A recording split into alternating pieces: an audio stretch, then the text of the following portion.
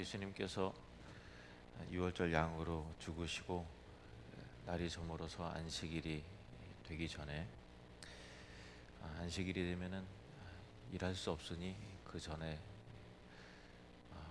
일을 마무리해야 되거든요. 그래서 예수님의 시신을 거두기 위해서 총독 빌라도에게 찾아온 사람이 있습니다. 이 사람이 아리마대 요셉이죠. 복음서는 모두 4권인데 아리마대 요셉은 우리에게 그렇게 익숙하지 않은 사람임에도 불구하고 복음서 4권 모두 소개하고 있는 사람입니다. 이 아리마대 사람 요셉에 대하여 사복음서에 소개된 내용들을 각각 살펴보면 각각 요셉에 대한 다른 면들이 강조되고 있는 것을 보게 되는데요. 우리가 읽은 마가복음에는 이 아리마대 요셉이 사람들에게 존경받는 공회원이었다라고 말하고 있습니다. 그러니까 오늘날 국회의원쯤 되는 사내들인 공회원 70인 중에 한 사람이었는데 사람들로부터 존경받는 사람이었고 또 하나님의 나라를 기다리는 경건한 사람이었음을 알 수 있습니다. 또 마태복음 27장 57절에 보면요, 저물었을 때 아리마대의 부자 요셉이라 하는 사람이 왔으니 그도 예수의 제자라 이렇게 되어 있는데 요셉을 마태복음에는 부자라고 소개하고 있고요, 그도 예수님의 제자다라고 소개하고 있습니다. 또 누가복음을 보면요, 23장에 보면 공회의원으로 선하고 의로운 요셉이라 하는 사람이 있으니 그들의 결의와 행사에 찬성하지 아니한 자라. 그는 유대인의 동네 아리마대 사람이요 하나님의 나라를 기다리는 자라. 이 요셉은 선하고 의로운 사람이었다라고 말하고 있고요, 그리고 다른 사내들인 공회원들이 예수님을 죽이기로 다 가결하고 십자가 사형을 내릴 때 그 일에 가담하지 않고 찬성하지 않은 그런 사람이었다라고 소개하고 있습니다. 그리고 또 하나님의 나라를 대망하는 사람이었고요. 또 마지막으로 요한복음을 보시면 요한복음 19장 아리마대 사람 요셉은 예수의 제자이나 유대인이 두려워 그것을 숨기더니 2일 후에 빌라도에게 예수의 시체를 가져가기를 구하매 빌라도가 허락하는지라 이에 가서 예수의 시체를 가져가니라. 그러니까 요셉은 예수님의 제자들 중에 가장 가까이 따랐던 12제자 아니었고 또 70인의 제자도 아니었지만은 예수님에 대한 소문과 가르침을 멀리서 듣고 또 마음에 새기고 또 예수님을 흠모하고 믿고 따르기로 결단한 예수님의 제자가 된 사람이었다라는 것이죠. 하지만 요셉은 가진 게 많은 사람이었습니다. 큰 부자였고 사회적인 위치가 신분이 굉장히 높은 사람이었고 또 무엇을 하더라도 다른 사람들에게 주목받는 사람들이었기 때문에 대제사장들과 바리새인들과 또 장로들이 다 같이 적극적으로 예수님을 반대하니까 자신이 예수님의 제자라는 것이 믿음이 드러날 경우 지금까지 가지고 있었던 모든 것들을 다 잃어버릴 수 있다라고 하는 그 위험과 두려움 때문에 자신의 신앙을 드러내지 못하는 일종의 숨은 제자 또 비밀 제자였다는 것이죠.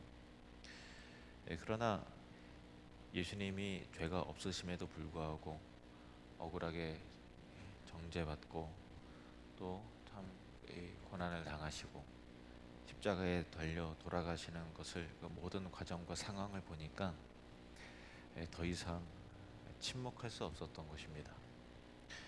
예수님을 따라다녔던 12제자들은 이제 다 뿔뿔이 흩어져서 다 도망가 버렸고요, 또 다른 제자와 여인들은 그저 멀리 떨어져서 슬피 울며 예수님을 바라보았을 뿐 빌라도 앞에 나아가 그 시신을 거두어 장례를 치를 만한 그 신분과 위치를 가진 사람이 아무도 없다라는 것을, 그 현실을 깨닫게 된 것이죠.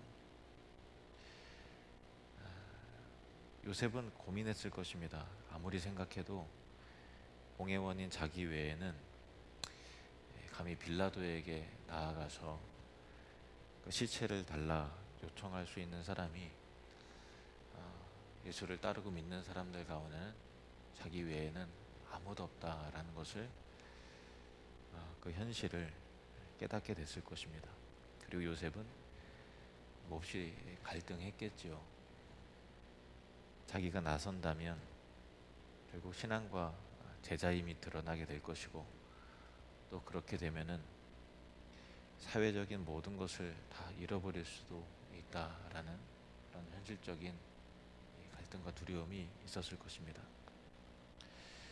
하지만 그는 더 이상 자기가 그리스도의 제자임을 숨기고 있을 수만은 없었습니다. 그래서 큰 결단을 내리고 빌라도에게 나아가서 예수님의 장례를 치를 수 있도록 예수님의 시체를 요구한 것이죠. 오늘 마가복음 본문에 42절, 43절 보시면, 이 날은 준비일 곧 안식일 전날이므로 저물었을 때 아리마대 사람 요셉이 와서 당돌이 빌라도에게 들어가 예수의 시체를 달라 하니, 이 사람은 존경받는 공회원이요 하나님의 나라를 기다리는 자라.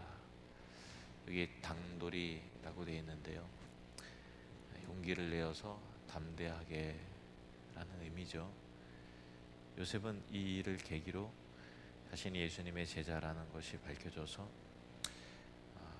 사내들인 공회원, 의원직, 그러니까 국회의원직이 박탈될 수도 있고, 또 사회적으로 지금까지 이루어 놓은 모든 것을 다 잃어버릴 수도 있는 상황이었는데, 그 양심이 를 가만히 있지 못하게 만들었던 것입니다. 그래서 이제 더 이상 물러서지 않기로 결단하고 용기를 낸 것인데요, 간절히 기도하는 마음으로 빌라도 앞에 나섰을 것입니다. 빌라도 각하여, 내가 이 사람의 시체를 가져가 장사할 수 있도록 허락해 주십시오.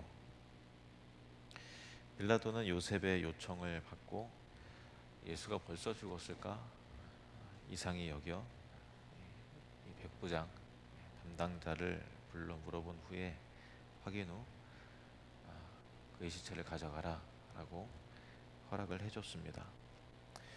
요셉은 예수님의 시체를 내려다가 세마포에 싸서 자신을 위해 미리 마련했던 예루살렘 근처에 굴을 파서 만든 무덤에 예수님을 안치했습니다.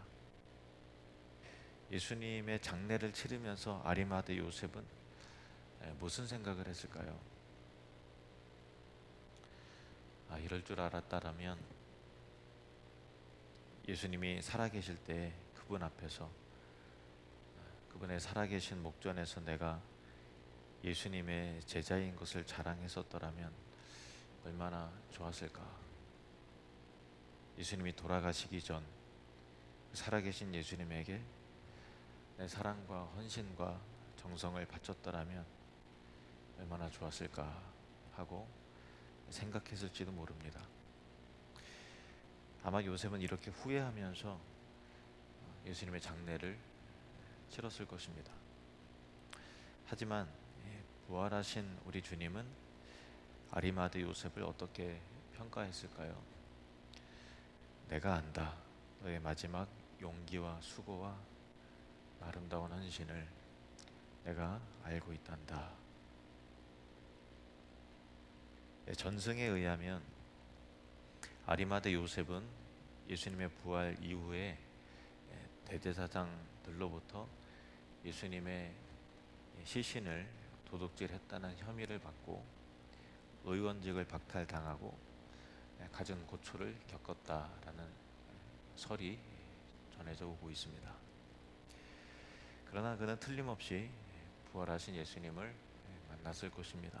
그리고 이제는 드러난 제자답게 부활하여 살아나신 예수님을 자랑하며 주님을 위해, 복음을 위해 살았을 것입니다. 큰 부자였던 아리마대 요셉의 무덤은 본래 자신이 죽으면 들어가려고 미리 준비한 무덤이었습니다.